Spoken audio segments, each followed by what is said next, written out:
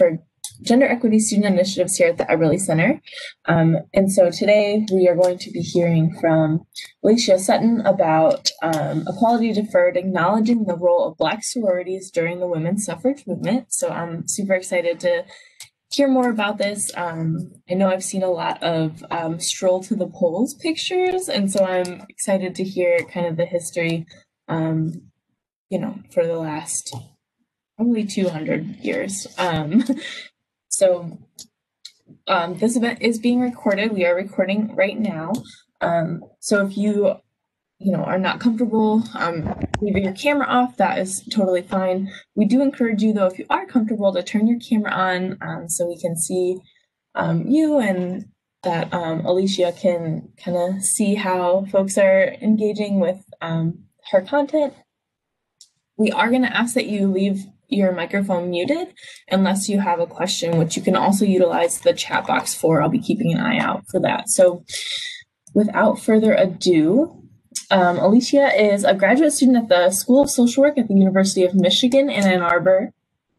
She's working towards her degree in social policy and evaluation in community and social systems while completing an internship at the Rackham Graduate School.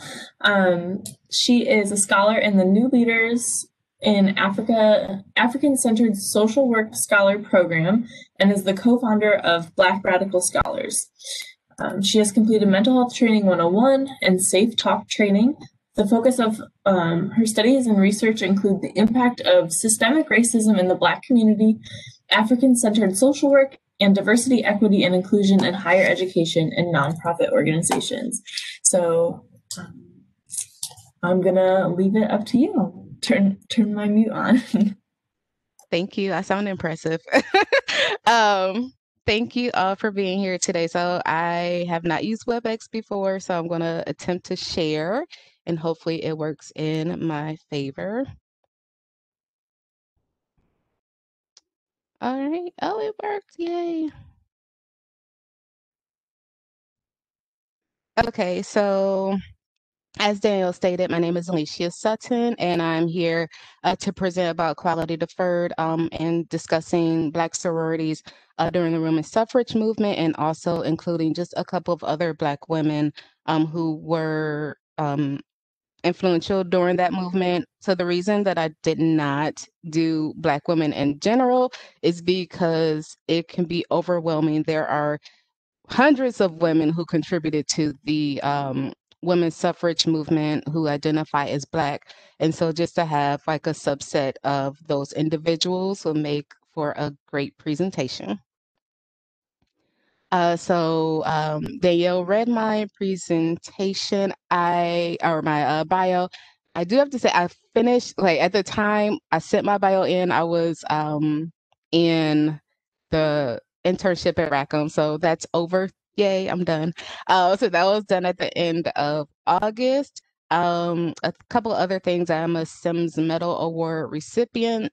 That was a scholarship that required tons of pages just to present a program for underserved and underrepresented communities. Black Radical Scholars is a business. I do have a business partner, so it's a t-shirt / consulting business that I have. And then also a senior fellow at Seiko Designs, which is an ethical fashion brand. So today I want to start with honoring the past and present through land acknowledgements. So with the Indigenous Land Acknowledgement, we reside on the land. I'm in Maumee, Ohio. So I reside on the land of the Kickapoo, Miami, Peoria, and Potawatomi people. We remember their connection to this region, and we give thanks to the opportunity to live, work, learn, and pray on their traditional homeland. We also give honor to enslaved Africans whose lives were interrupted on land and to work on land unfamiliar to them. We honor those who chose to give their lives to the Middle Passage instead of endure what was unknown to them. We honor those whose lives were lost as a result of chattel slavery. We pay homage to those whose contributions to this land and whose stories will never be told. And then we also honor just present and past ancestors for their national and global contributions to society.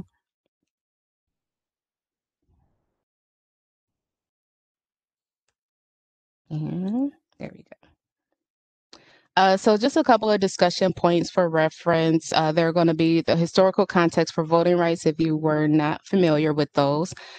Discussion of well-known Black suffragists and contributions of Black sororities, leaders, and advocates, and also other women organizations. So when we think about historical movements, oftentimes when we're doing research or we're looking at articles, there's an erasure of BIPOC. And so what BIPOC means is Black, Indigenous, People of Color. Most is centered on whiteness. And so even as I was looking up different articles or different pictures, a lot of them I had to be extremely specific because if I was not, it was only white women and men that were centered in research. And then also just because of discrimination and racism, we often don't hear the stories of Black, Indigenous, or other people of color when it does come to different moments in history. So the great unlearn over time, and even just for myself growing up and thinking about how I learned, even like Columbus Day just passed, and how it is now referred to as Indigenous Peoples Day in some regions. Just because, you know, a lot is the person who has the pen, they're able to tell the story. And so a lot of stories are lost. And so with this presentation and hopefully in the future, there's just more of a focus on collectivism instead of individualism. So contributions made from a group of people for society instead of just one individual. Also for this presentation in particular, the intersection of race and gender.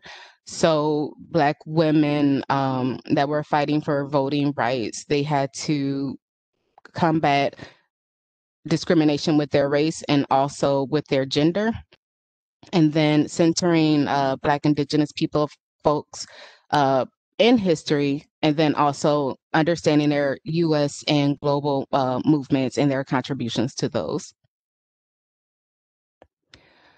So for historical context, we do have a couple of amendments and voting acts. So with the 14th Amendment, it does state that all persons born or naturalized in the United States and subject to the jurisdiction thereof are citizens of the United States and of the state wherein they reside, and that they should have privileges afforded to any citizen of the United States, and that state should not deprive any person of life, liberty, or property without due process of law.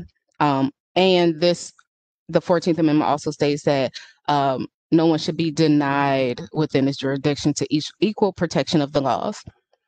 And then we also have the 15th Amendment, Section 1, that states the right of citizens of the United States to vote shall not be denied or abridged by the United States or by any state on account of race, color, or previous condition of servitude. We know that not to be true with the women's suffrage movement and how we see that now with voter suppression in many states, including southern states. With the 19th Amendment, so it states that the right of citizens of the United States to vote shall not be denied or abridged by the United States or by any state on account of sex.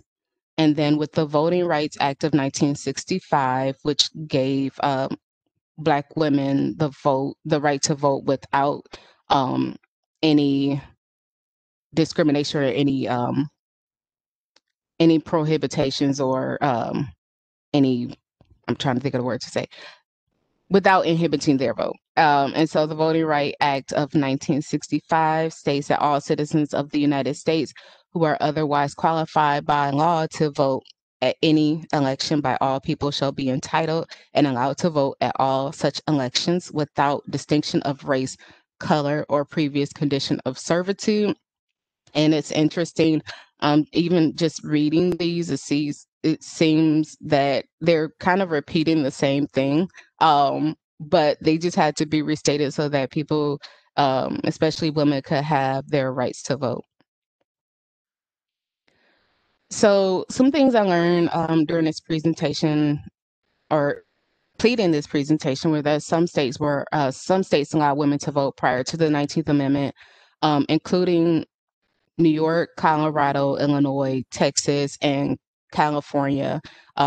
In other states, I did just see like a map. Some women were granted partial voting rights, and then other women have full voting rights. And then with the 19th Amendment, 36 states ratified the 19th Amendment.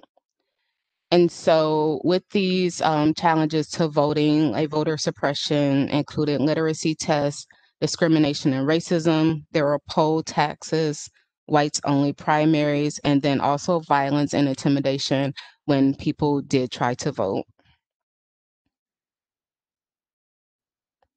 So next, I'm going to move into Black suffragists. So you may or may not know some of these women, and this is just to provide context because they are, if you are like reading or doing research, their names do come up quite often. So the first is Ida B. Wells Barnett. So she's a journalist, activist, and researcher. She was one of the co-founders of the NAACP. She led an anti-lynching crusade in the U.S. She was a founder and president of the Negro Fellowship League and also founded the Alpha Suffrage Club in Illinois. And just for context, also, there are language and verbiage of Black women in here that are no longer used. So the word of using Negro or color, those were just the times that they were in. And so those were the names that were used. Harriet Tubman, she was an abolitionist and political activist. She was the most famous conductor on the Underground Railroad and also a spy during the Civil War. That should be worn that way. Mary McLeod Bethune, she's an educator and activist.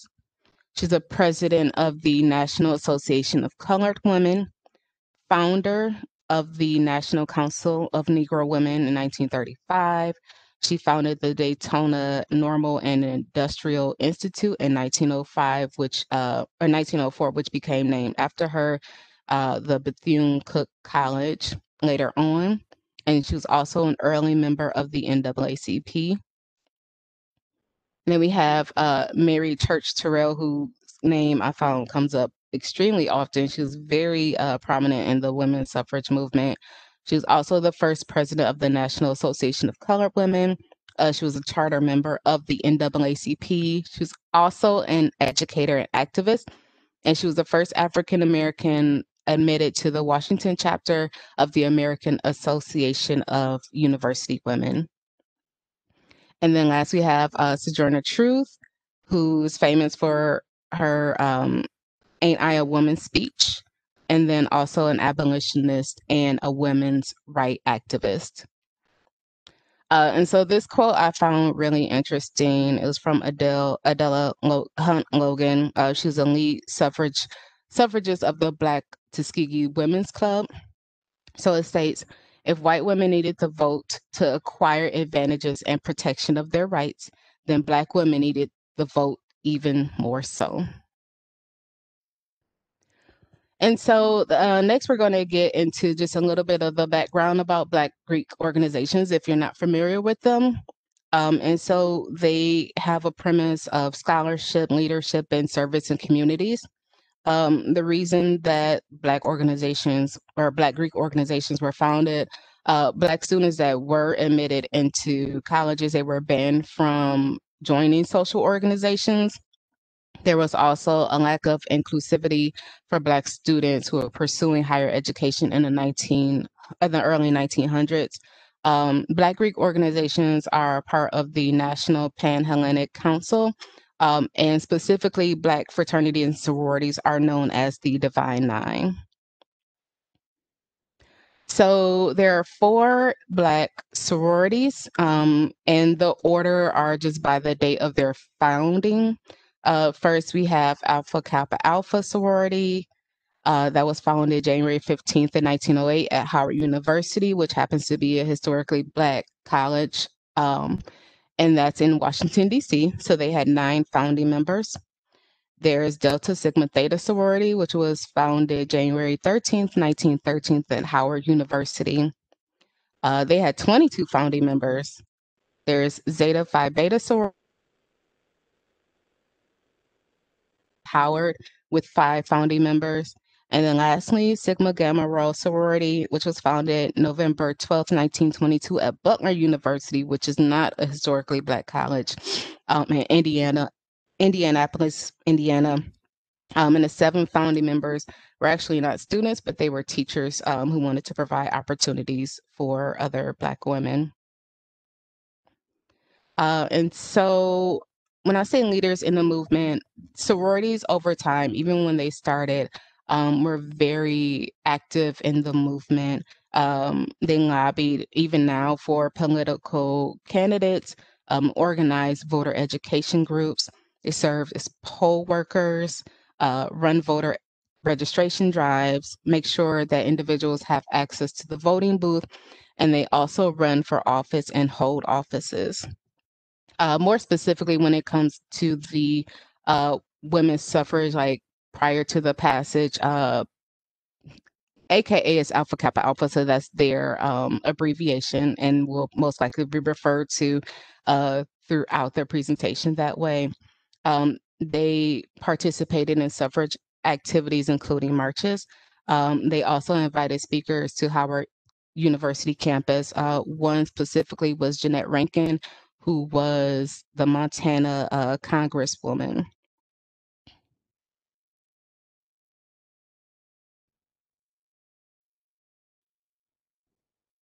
There we go. So what you see next pertains to the suffrage movement. So the picture on the left is to Alice Paul, and it was about including Black women in the suffrage parade. And it was urged for Black women to not march in the parade just because of discrimination. And that if they did, that they would have to be like, they were initially discouraged. And this is saying, like, please instruct marshals to see that all colored women who wish to march shall be accorded every service given to other marchers. And then the letter on the right is from the then president of Alpha Kappa Alpha sorority, to Alice Paul, about women, specifically from Howard University, who wanted to march in the suffrage parade, and also her concerns about any discrimination or retaliation that they would receive if they were to march in the parade. And so with the 1913 suffrage parade, Black women were initially discouraged from marching, but they were allotted the opportunity to march, yet they were segregated and told to march in the back. They did experience poor treatment, verbal insults, and people doing vile things during the march to them. And then specifically with the sororities, so Delta Sigma Theta, they were at the time, the only sorority to march in that parade, and it's considered their first public act. And so the picture that you see on the right is of Ida B. Wells, who was very interesting. She did start out in the back with the other Black women, but then she moved to the front, despite being told not to, and marched with other white women. And so it just shows like her fearlessness and how proud she was, and her establishing herself in that parade. And so next, I hope this video plays. It is a brief video just about Delta Sigma Theta and how they made history, and then their role in the march.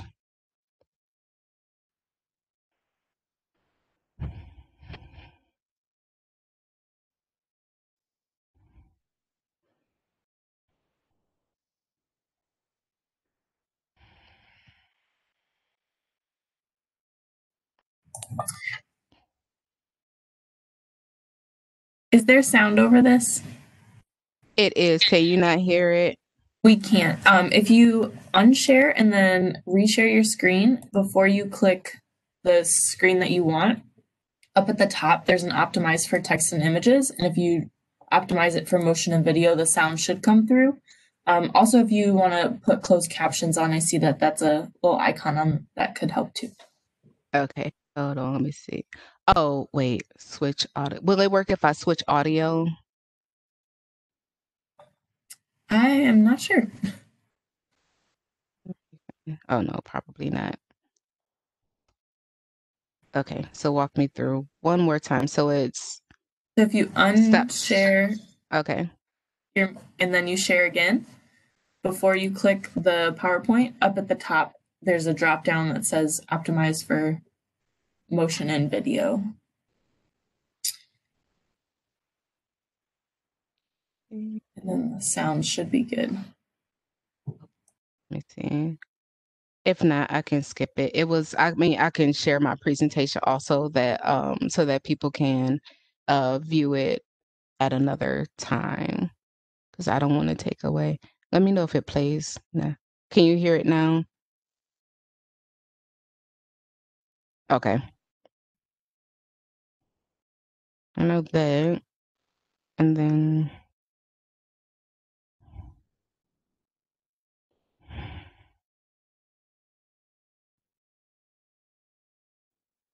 okay. So we will just skip the video for now. But it is in the presentation. And actually I can share the link and hopefully I don't want to share those. But I'll just share it later so that it's not taking too much time. But it does just kind of show the role of Delta Sigma Theta during that march. Okay, and it says I'm sharing 2 applications, so I need to not share one. All right, can you all see just the regular presentation now? Okay.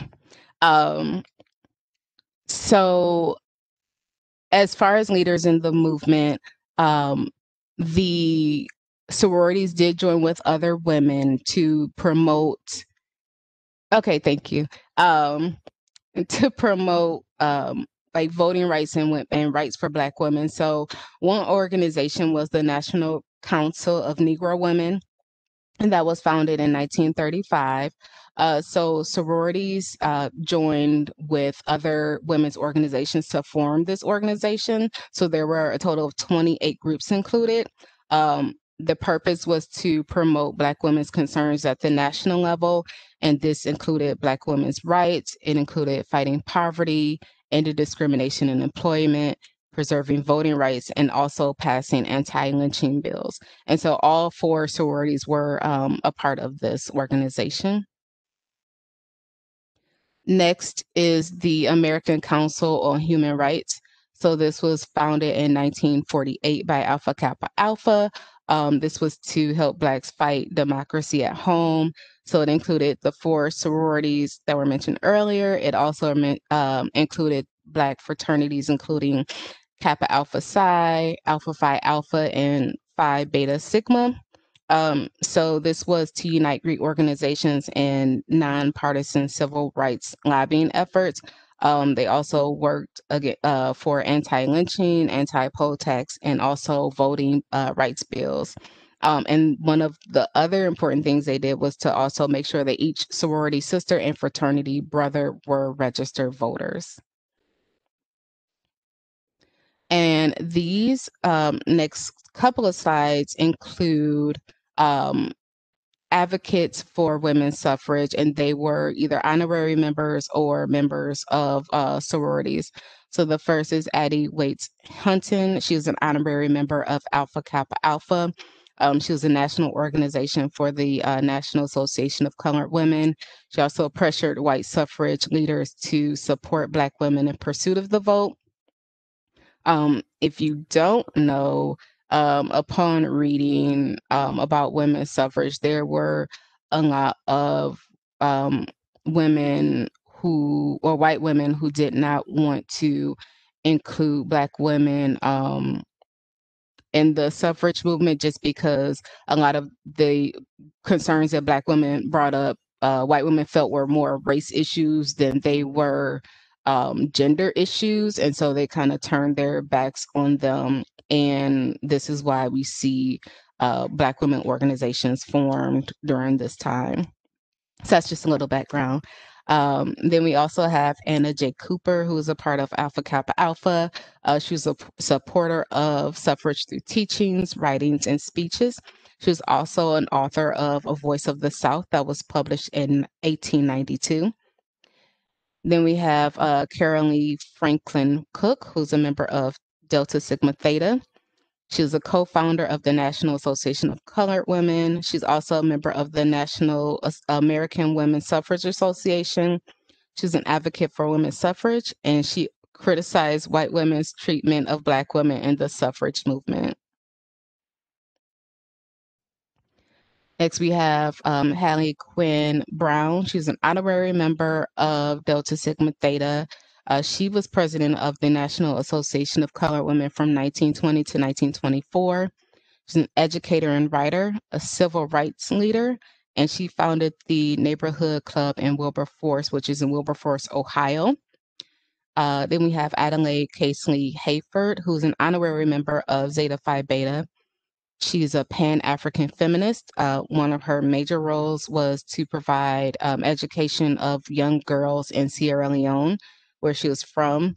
And she also worked to raise funds in the U.S. for the girls' vocational school in Freetown.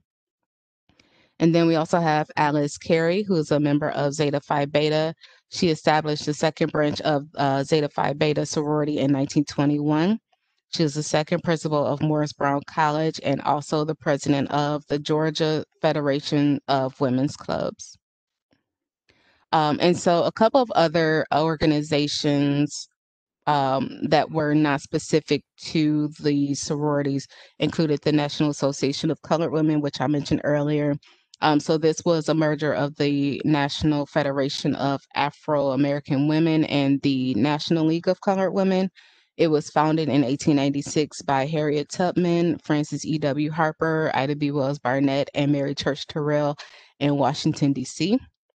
Mary Church Terrell became their first president, and it also advocated for a wide range of reforms to improve lives of African Americans. And then we also have the Alpha Suffrage Club that was established in 1913 in Chicago, Illinois. This was from Ida B. Wells Barnett and Bell Square or Squire. They elected officials, they held monthly meetings, they issued the newsletter, the Alpha Suffrage Movement, and also endorsed candidates. By 1916, they had nearly 200 members, and they're also recognized for its pivotal role in the 1915 election of the first African American alderman in Chicago. And so I have this slide here. It's kind of a last minute slide just to show over time how those past leaders and their role and over time their involvement in different organizations, how we see that play out in current politics. So the first is VP candidate Senator Kamala Harris, who is a member of Alpha Kappa Alpha. We have Representative Joyce Beatty, who is a member of Delta Sigma Theta. We also have U.S. Rep. Robin Kelly, who's a member of Sigma Gamma Rho. And then we also have U.S. Rep. Donna Edwards, who's an honorary member of Zeta Phi Beta. And so I have this call to action because, as I mentioned earlier, a lot of times when we're doing research or we're learning about history, we only learn about contributions of white men and women, and other stories are erased. Or if stories of Black, Indigenous people of color are told, there seems to be kind of an era of disbelief within those, like people asking for extra citations and they just can't believe that things will happen. And so I just encourage you all that when you are doing research, when you are learning about history or learning about other cultures, that you do recognize and credit the contributions of Black, Indigenous people of color, whether they're individuals or groups. That you also take time for love, self-care, and rest as an act of resistance. And also to remember that legal does not equal moral, as we've seen in the past with chattel slavery, and currently with children who are in detention camps, whose families have been deported. Um, and then also just practicing empathy and compassion for yourselves and for others. And that is my presentation.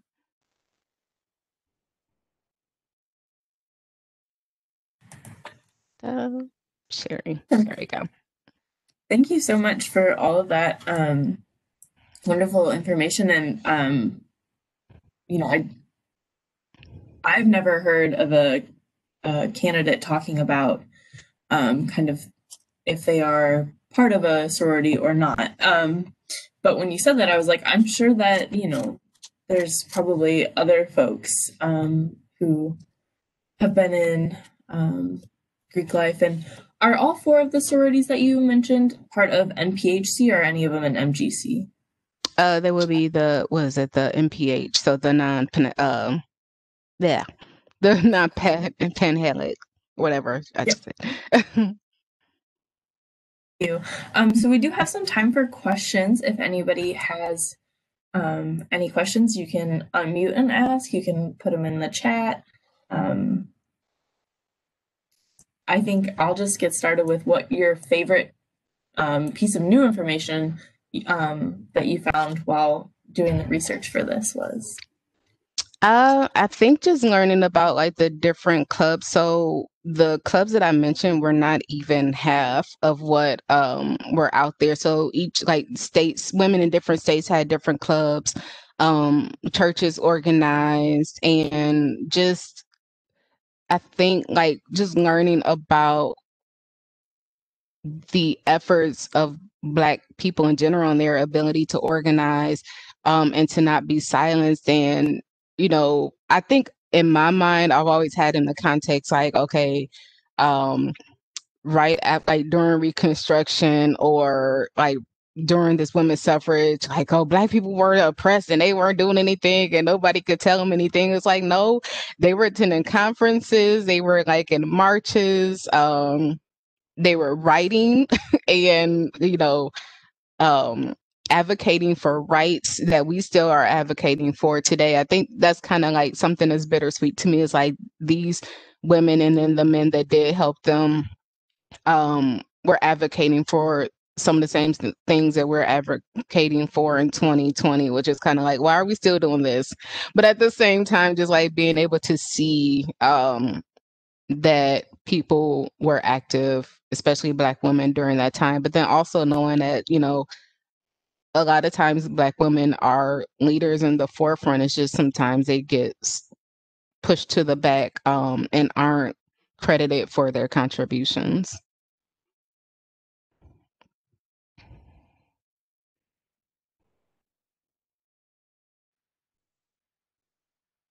Okay. I see. Let me make sure I'll go up because I do see. Thank you. What tips do you have for sororities that are mostly white or built off of ideas of segregation when they were formed to be more inclusive and break down racist origins? I would say that a lot of it starts like doing work internally, just because trying to change an organization where people may not be receptive to that can be challenging at times.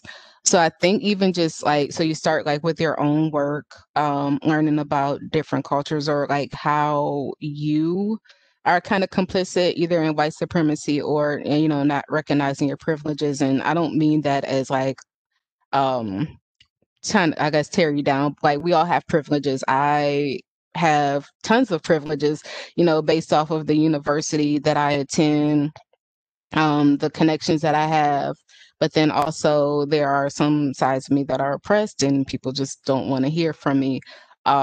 So just recognizing your privilege, understanding that, learning how you're complicit, and then also just thinking about different ways that you can be more inclusive. I will say, you know, when it comes to the realm of like diversity, some people want more representation, but when people get in that space and when there's more representation, they're often to feel marginalized even in those spaces. So um, just thinking about like what your intentions are and what the impacts could be, because we can have great intentions and the impact be awful. Um, and then also I would say like reading, definitely reading, getting involved in different movements. If you learn more just about anti-racism, anti-blackness, learning about I wish I could remember it. I know it's on Amazon Prime, but just learning about how different cultures are kind of molded and have to assimilate within the United States. So for one of my classes, we learned about Native Americans and boarding schools and how there was forced assimilation and like abuse overall for children and how that traumatized them. And then there was a special I saw on Amazon Prime that talked about Asian Americans and how they became the model American. And so it was a lot of assimilation and being forced to give up their culture just to be accepted by white people. And even within like white culture, you still have like divisions. Um, if you think about like Irish Catholics, and so it's just like learning your history, learning the history of your organization, and then how you can contribute more, I guess, to society, and also what you intend to do with the work that you want to do. I hope that made sense. That was a lot. We have another. I'll go ahead and read the questions to you from the chat box if that's easier. We have another question. Do you have information on how difficult it was for these leaders to attain their education? I do not have information on that. What I will say is, as I was doing some reading, so there was a little bit of division just because the people like in sororities, like you're educated, but then there were other Black women who weren't educated, like not allowed to read, and so I don't think it was difficult for them to attain their education, especially like being at a historically Black college. But if you're just looking like the overall struggle, I think it just like depends on the time and then also what university or college they were going to attend. Um, and so I guess that's the only answer that I have for that, but I don't have any like specific information.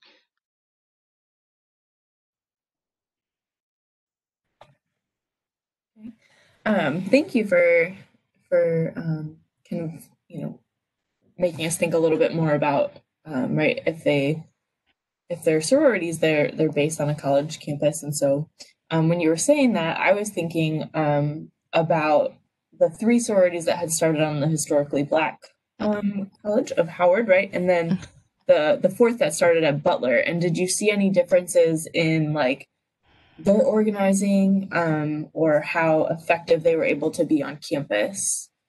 So with Butler, I was surprised. I thought it was students that organized that too, but they were like teachers.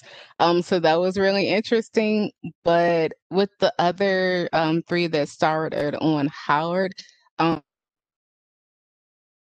I don't want to talk negatively about some of the start. There are issues within the Black community that we are still sorting out, and so that did have just a little bit to do, especially with Alpha, Alpha, the AKAs and Delta. There's like I don't think people come out right and say it, but just like with colorism, and how they're viewed. So at one time, AKA was seen more as like a social club.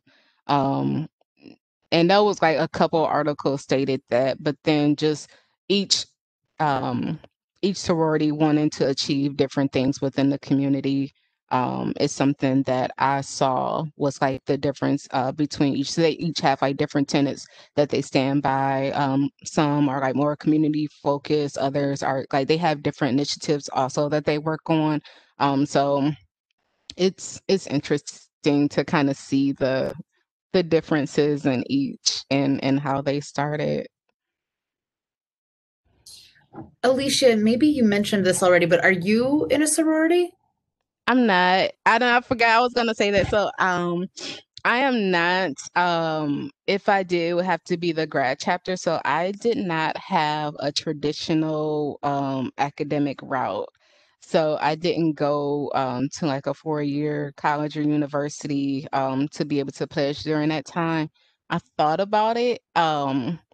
But my partner is a part of a fraternity, and I'm like, well, maybe I should. But then the part of me is like, uh, not the, it's just the time commitment. It's not the organization. It's just it's even with the grad chapter, there's time commitment if you are going to join, and there's still a process to it. And I was like, there is so much going on in my life. I will say that a lot of my friends and people I know are more Delta focused. So that's all I will say. Um, but I mean, they do great work in the community. They're great leaders. They support each other. If there are any like undergrads who eventually watch this and are considering it, I would say go for it and just like research and see how you fit um, within. And if it's like a goal of yours to have that network, it's a great network. Like I've seen it through other people, and then with my partner, just how they are. And if I would have gone the traditional route, now that I know, I'm like, yeah, it would have been beneficial just to do just because of like the sisterhood and brotherhood that they have, and they're really committed to one another.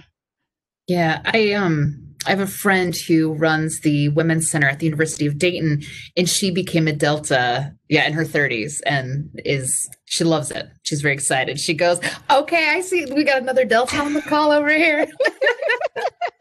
My friend's like knitting all this red and white stuff, and she's having a good time. So it's remarkable to see the sisterhood, and I love. Hannah mentioned it, and you came back to it, like the resilience of Black folks through all right that has happened on this land, and it's amazing to just see the continued organizing, the pushing back. Even Ida B. Wells like march at the back. I don't think so, right? I'm going up to the front. So thank you so much for sharing this history. It's inspiring for sure. And You're welcome.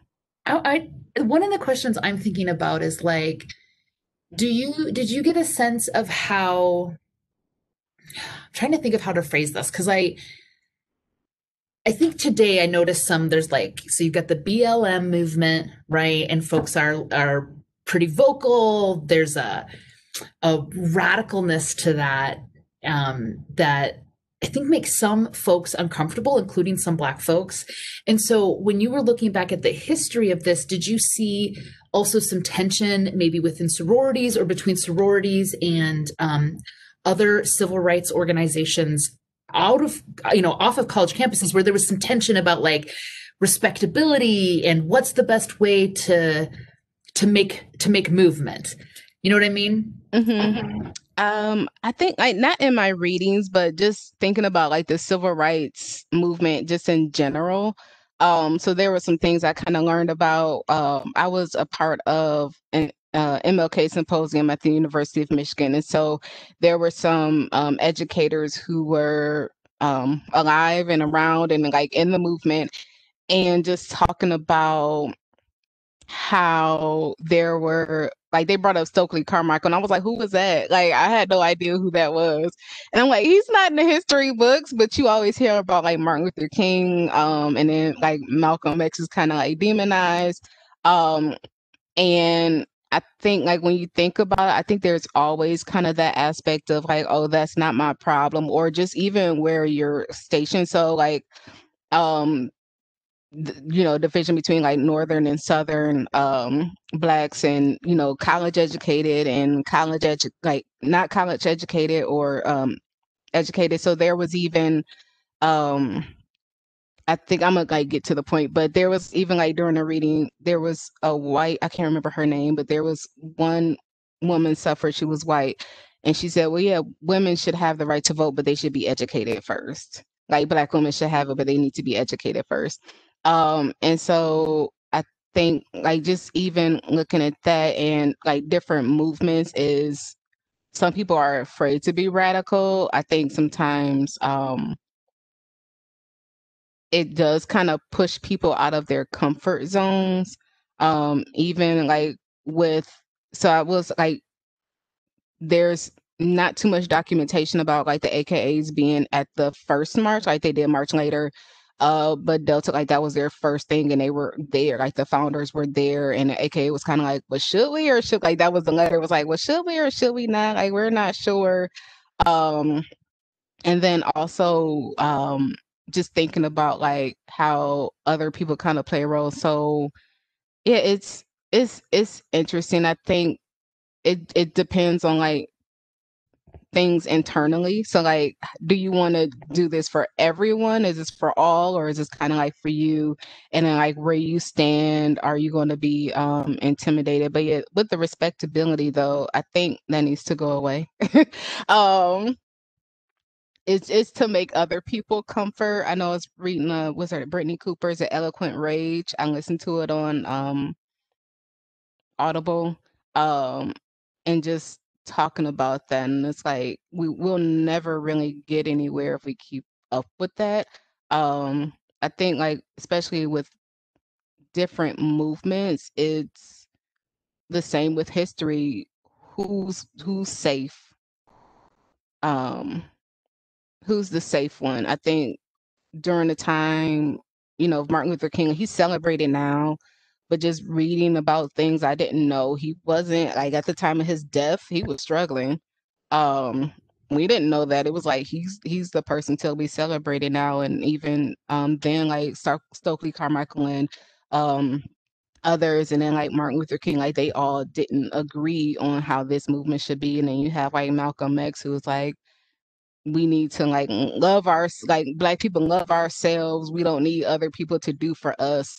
um and I think people just, it's just how the story's told too. But I think with things like how they are now, um I think some people are being more willing to be pushed out of their comfort zone and be more radical with it, because we've seen kind of like what the respectability does, and knowing that we have to be more united. I think the more education that we have, just about history and what didn't work and what did kind of push things forward, then we'd be able to move forward and kind of, we'd be better together than we are apart. But there are people that keep us apart. Like if you think about like the Black Panthers and how they were kind of infiltrated, and the FBI was like watching them, and surveillance and all this other stuff. So I mean, the government plays a huge part in it too when it comes to like bigger movements. So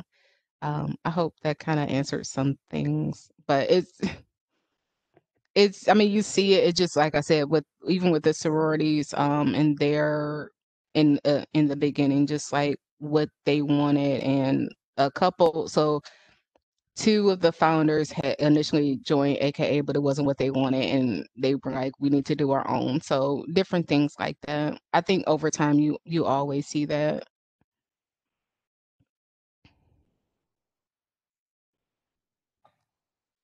Thank you so much. Did you find anything? Like I said, I saw, I've seen a couple pictures of the Black sororities strolling to the polls, and they're all in their coordinated outfits and they look fabulous. Did you see anything about, I know your focus was like, early on in the suffrage movement, but about the sororities' connection to any of the other movements that have taken place or are still currently taking place? I think, well, I didn't see anything like current, just because my focus was like more on the past. But overall, they're always invested in making sure that Black Americans have access, and that, we're putting our best foot forward. And even like with the stroll to the polls, I think that is definitely using their network and their power to show people that like they're a united front, and to be in that movement. But once they get behind somebody, they rally for them. I think we see, especially with the AKAs and Kamala, I was like, we're going to hear a collective sound if she's elected vice president.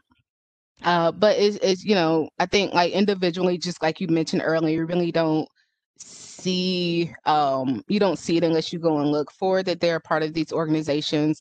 But just I guess kind of knowing that these organizations it's a part of them in their growth and their contribution. So and locally just doing different events and holding like providing scholarships for students, or providing mentoring, um, and then also lobbying for different candidates.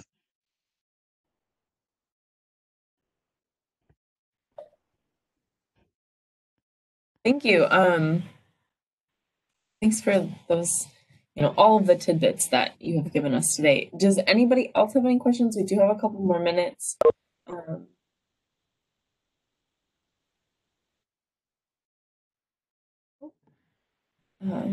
Somebody said, thank you for your presentation, and they look forward to connecting with you. So I'm super excited that you were able to connect with Dr. Fitzpatrick on Facebook and able to bring you in for a chat. So thank you. Are there any last words of wisdom that you want to share with us? Vote if you haven't voted. One thing, I don't know people's political affiliations, but this is kind of mine. One thing that someone said in a recent meeting I was in, they're like, I'm not voting for Biden, I'm voting against Trump. And I was like, that's interesting. So whatever your stance is, kind of, if that's how you feel, that's kind of mine. And just to, I guess, be open to learning more about other cultures, understanding like your own biases. I know I have tons of biases that I'm like working on. Another is, I guess, just knowing that we're better together. We can definitely learn from each other, and to be open to meeting new people, to be open about when you do learn about history, just to know that there is more than one side of the story. It's just some people they have access to things that others don't. Even when I think about community organization or community organizing, you know, people go in and they tell people what they think this community needs, and it's not what the community needs. Of that's your role, just be more conscious of that. So just because it's like what you think may not be what other people need. So just to be what I it's kind of, it's not mean. I'm going to say it. So just shut up and listen sometimes. um so that you can learn, because I feel a lot of times we listen to respond and we don't listen to connect or to really make a difference.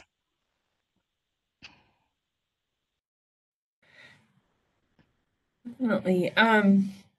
Thank you so much for all of just everything today. And definitely the Everly Center is also encouraging folks to vote. So get out there and vote. If you have an absentee ballot, I would drop it off instead of trying to mail it at this point. But early voting does go through the 2nd, and then of course election day in person on the 3rd. So Dr. Fitzpatrick threw the link to the survey in the chat. If everyone could take a look at that before like logging off completely, that would be fabulous. And if we could all unmute and give Alicia one more round of applause to say thank you. Thank you. Yeah. Thank you so much. Have a great day, y'all. Thanks. Bye, everyone.